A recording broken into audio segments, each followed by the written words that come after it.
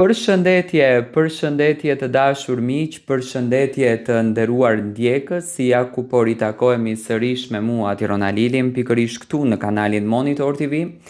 për të ndarë lajmet edhe ngjarjet më të fundit. Dua të ndaloj në këtë minutazh në një nga çiftet më të komentuar dhe më të përfolur, një dyshe që në fakt e ka mbajt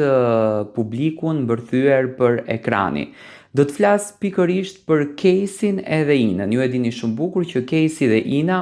ndërtuan historinë e tyre të dashurisë brenda shtëpisë së Big Brotherit. Në fakt ka qenë një sakrificë e madhe nga ana e Inës që u përball në një lidhje dashurie që në fakt po tentonte që të krijon marrëdhënie, një lidhje dashurie që ka qenë jashtëzakonisht e komentuar, që ka qenë jashtëzakonisht e përfolur, ka patur dhe nga ato kritikët të cilët ishin të ashpër në përzgjedhjen që Ina bëri, por Ina tregonte që ishte shumë e lumtur me Kesin dhe që kishin ndërtuar një histori të bukur dashurie brenda shtëpisë.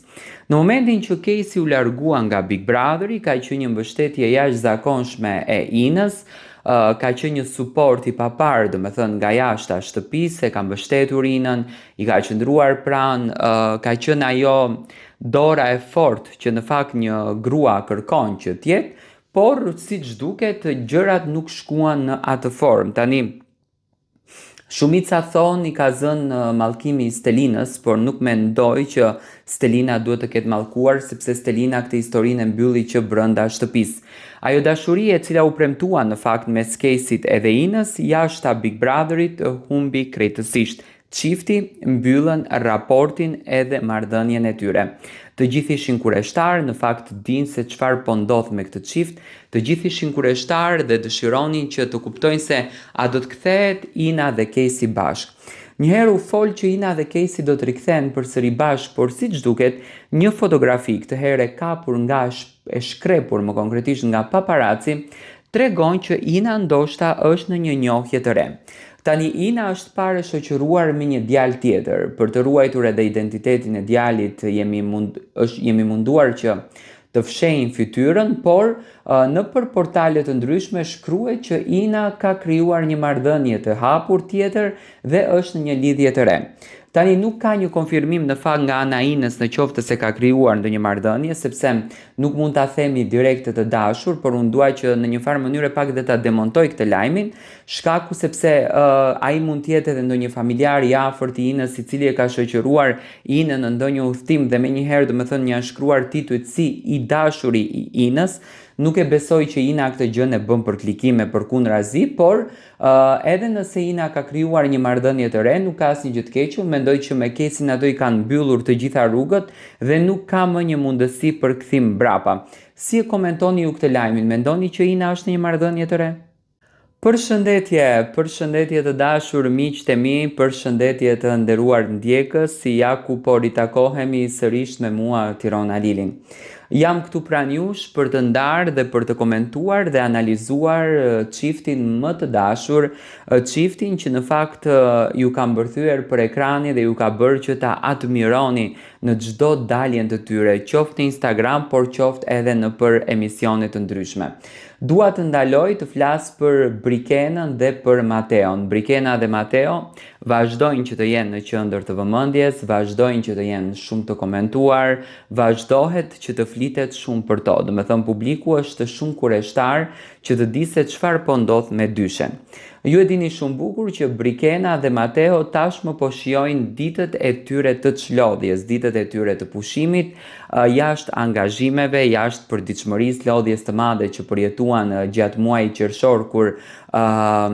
realizonin emisionin e tyre të dashur Top Arena dhe Mateo gjithashtu emisionin e tij të dytë paralel She's on Top, do të thënë dy emisione që erdhën krejtësisht ndryshe, por në një formë shumë interesante.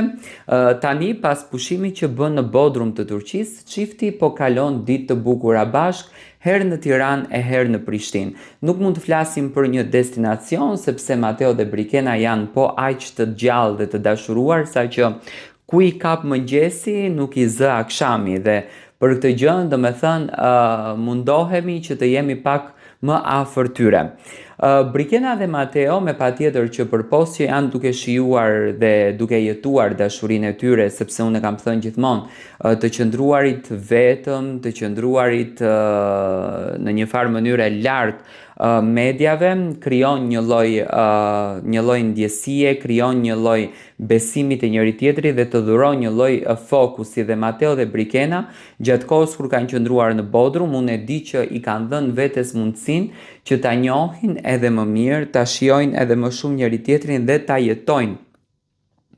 edhe më mirë njëri tjetrin. Mateo dhe Brikena kanë ndarë momente të bukura bashkë, kanë jetuar bashkë çaste të bukura dhe janë kënaqur, po koha që ndan e bën që ato të afrohen edhe më shumë. Pyetjet e shumta janë, sepse unë e di që publiku dëshiron që t'i shikon në ekran, do me thënë, pyetjet e shumta janë Tiron, ku mendon se do të pozicionohet Mateo, ku mendon se do të jetë Mateo, çfarë do të ndodh me Mateo. Unë mendoj që Mateo dhe Brikena me patjetër që do të kthehen në televizionin Top Channel, me patjetër që do të kenë një rol goxha të rëndësishëm, një rol goxha të shenjtë brenda këtij televizioni, sepse e dëshmuan veten që do me thënë kanë patur dhe kanë kapacitetin për të mbërthyer publikun për audiencë, duke parë ngritjet edhe rënjet e emisioneve, do me thënë duke bërë një përmbledhje apo një, le ta themi, një rezume të ngjarjeve që kanë ndodhur në televizionin Top Channel, unë mendoj që Mateo dhe Brikena do të jenë më të pozicionuar në këtë rast edhe në emisionin e Përputhen. Mendoj që Mateo do të ketë një rikthim në Përputhen, sepse vjen nga ajo rrugë dhe është një nga emisionet që më së shumti paragjykohet, dhe mendoj që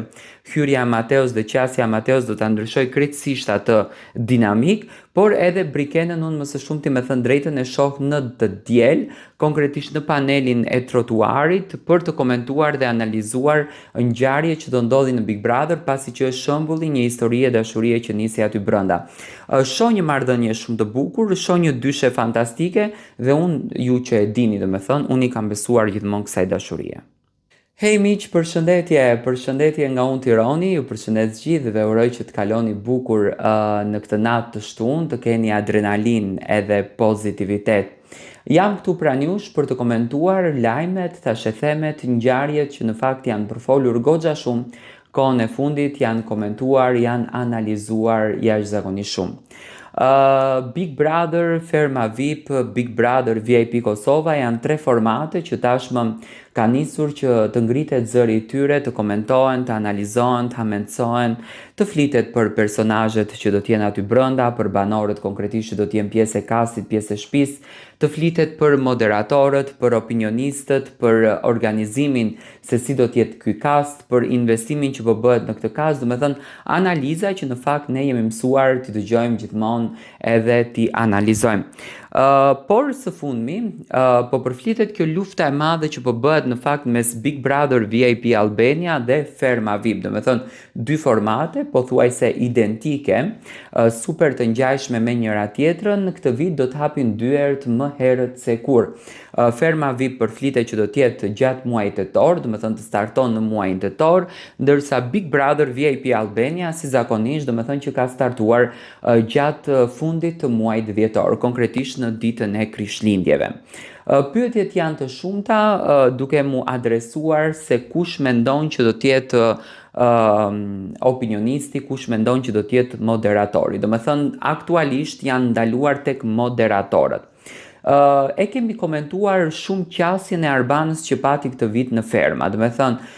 edhe për bindjen time, por edhe për bindjen e shumicës së publikut, Arbana nuk e dha atë energjin që për shembull e jepte në Big Brother. Tani mund të ndikojnë shumë faktor që Arbana ka qenë aq e tërhequr, aq e stepur, aq e lodhur në një farë mënyre, sepse